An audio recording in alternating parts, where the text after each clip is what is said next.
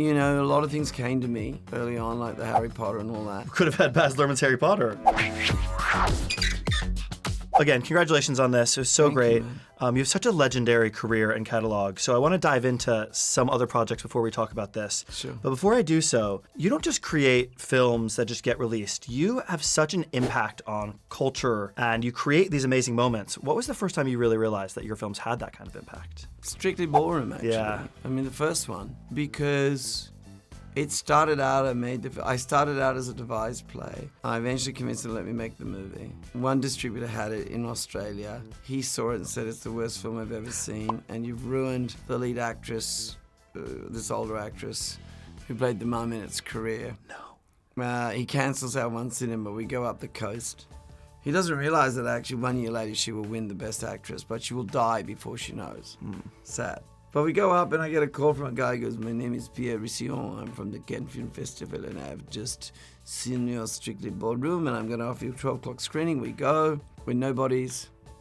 There's a second screening, it caused a kerfuffle. It still has the record for the most amount of sales of any independent film. And this security guard grabs me and he says, Monsieur, from this moment on, your life will never be the same. And to some extent, that beginning made me stick by my guns because I knew when I was making the film I was using a particular language and it was participatory. My actual focus, whether it's film, doing a magazine, making music, which I make a lot of, we've just done a train carriage, we've done hotels, I've got a little bar, I've done election campaigns. I don't really think of myself as a filmmaker so much as telling stories and ideas about what you said to impact culture. That's actually what I don't know if what I chose to do. It's just having an imprint on culture has always seemed to me to be the grand adventure. Yeah, I love that. Well, while we're on the topic of Strictly Ballroom, obviously your feature directorial debut, was there anything that you learned on this project? Maybe it was the pushing back or sticking to your guns like you just said, but anything that you learned on the project that impacted the rest of your career, something you kept in mind on every other project? Well, we were so derided and it was quite split. The critical response was very split. But I made a conscious choice. When Strictly was such a hit, there were a lot of come to Hollywood, here's a lot of money, direct this big movie or that big movie. And I realized that was just never on my thinking because I wanted to own my own language, but the most important thing to me above all else was creative freedom. So I could be a lot wealthier than I am. I mean, I'm not broke entirely, but you know, a lot of things came to me early on, like the Harry Potter and all that. But I realized now I want to reinvent the musical. So my whole journey has been about the adventure of creativity as opposed to I never think of it as a career, it's a life. Yeah, so what would you say defines a Baz Luhrmann project? I've always got these things in my mind where I go, oh, I've really got to do that one day, or for some reason I've connected to a piece of material, and the definition of it is they don't happen quickly. They're told, even though they might be universal, I can't help but tell them the way I tell stories at a dinner party, you know? I can't believe we could have had Baz Luhrmann's Harry Potter. Well, yeah. I mean, I think Stephen was offered it first, and then I got a phone call saying, Unison Harry Potter. I mean, I don't know. Maybe the producers will tell something different, but they said it's on the cover of Time magazine. I thought it seems brilliant, but I'll only ruin that because someone else will be able to do that really brilliantly, but I want to reinvent the musical. I love that. I do love, I mean, I had this question for later, but I love your use of music throughout. I mean, I'm a big music guy myself, and I love especially the use of modern music in a not so modern setting. Yeah.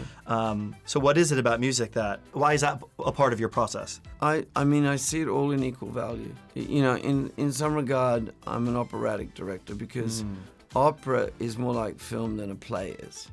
Because opera uses music, the visual arts, the dramatic arts, every element of the arts to exalt and lift up. And I try to make films that exalt and lift up audiences. They're participatory. So without music, you've got a hand tied behind your back because music can do things where words can fail us. It can touch the soul in a way in which just pure words can't. Not that text isn't important, it's very. Yeah. But music has a power upon the soul. Moving on to Romeo and Juliet. So taking on the greatest love story ever told is no easy feat. No. What was the moment that clicked that you said, I'm going to do this and I'm going to do it my way? I was doing a lot of soul searching with my friend Craig Pearce about what I should do next. And I was thinking, I really want to reinvent the musical. And we were walking up a hill, probably had too many glasses of wine. And I went, it's going to be really complicated because I have to really study hard to work out how to decode it for now. What if I do that idea I've always had about what if Shakespeare made a movie? How would he go about it? I thought that'll only take a year because it took years and it was a beautiful journey. But I actually came up with the language based on studying Shakespeare. So I just said, well, Shakespeare would have like broad comedy, so let me do that. Where Shakespeare had popular music in his plays. So I put popular music in R&J. And people still love this film so much, 30 years later. Are there any standout moments from behind the scenes that really stick out that fans might love to know about? Oh, so many. Yeah, I mean, sure. there's like a whole documentary. I think someone was going to make a documentary on the making of R&J. Like it's from Leo being 19 and hanging out in Mexico, us having our own army, the fish tank breaking 3 times, so many things. Our wonderful hair and makeup being kidnapped and us getting him back for $200, but he gets thrown from a moving, VW. We want $200 or we'll kill him. I think, okay, we'll pay the $200. Yeah. It's yours. At what moment did you know Leo was your Romeo? It was an amazing moment because I was thinking of doing it and I saw a picture and I didn't know who he was. It was in a magazine. I thought, wow, that's how Romeo should look. I thought maybe he's a model or something. And then someone said, he's a really brilliant young actor. I said, wow. And I went and met him and I talked about it, and he and his dad, I got enough money to fly he and his dad down to workshop it. And he cashed in the tickets, flew bucket, and brought all his friends, and they're all in the videos of development. And from that moment on, we just had an amazing connection. And I love him, George, and the whole family dearly to this day. Yeah, love that. Moving on to Moulin Rouge. Yeah. So I still know Elephant Love Medley, every single word to this day. I've seen it on the West End. Well, I'm scared I'll now mix up the West End musical. Yeah. Because I've watched that a few times. Sure. I remember watching the making of the music video of Lady Marmalade on MTV's Making the Video. Yeah. Massive fan of Moulin Rouge. Thank you. Before I get into the film itself, I would love to know, what was your collaboration like on the music side of things, and how much of the film was shaped around the music? Was there a song that you wanted but couldn't get the rights to and had to rework a scene? Well, there's a lot there, but let me tell you something. Yeah, sorry. First of all, it was a kind of mechanical construction of how to make a musical. And then I would take the form. I mean, I did some quick treatments. Then I got with Craig, and we just structured it like you would structure a musical, like drama, this needs drama, needs to have it. Then we had a spreadsheet of all the songs, because the preposterous conceit was that Christian the poet would open his mouth and great poetry would come out. And then I came up with this idea, well, what if it was music you knew? Yeah. We'd have a spreadsheet and we'd try 100 songs and go, this one's the best one. So that was great. And yeah, I was denied. It's a longer story. But I've got the beginning of the film where it began with Cat Stevens' father and son. And I've got Ewan singing it, and even a kind of mock video of the whole opening. It's where Christian's arguing with his industrial father. It's not time to make a change. Just relax. Take it easy. You're still young. There's so much you have to learn. And then Christian on his way to Paris is singing, why can I go on to explain?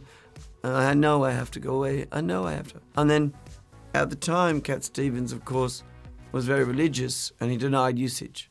So I had to reconstruct the whole opening, which led me to Nature Boy. But lovely thing, years later, I hear on a radio station, I kid you not, Cat was being interviewed, and he said, look, anything you regret? He said, well, 2 things.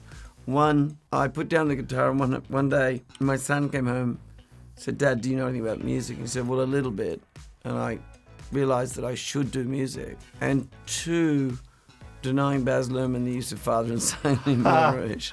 There you go. Yeah. When creating Elvis, was that the inspiration for creating this? Were you doing it at the same time? Or no. So Elvis was in my childhood, but I loved Amadeus. And I always believed that biopics are about something larger than the person. And I just thought of all the musical artists I know, Elvis was 50s, 60s, and 70s. It was a great way to explore America. So I set about doing, and also the tension between this kind of carnival huckster, this carny, who's selling everybody snake oil, and who's a fake, and this absolutely beautiful, pure Orphean character.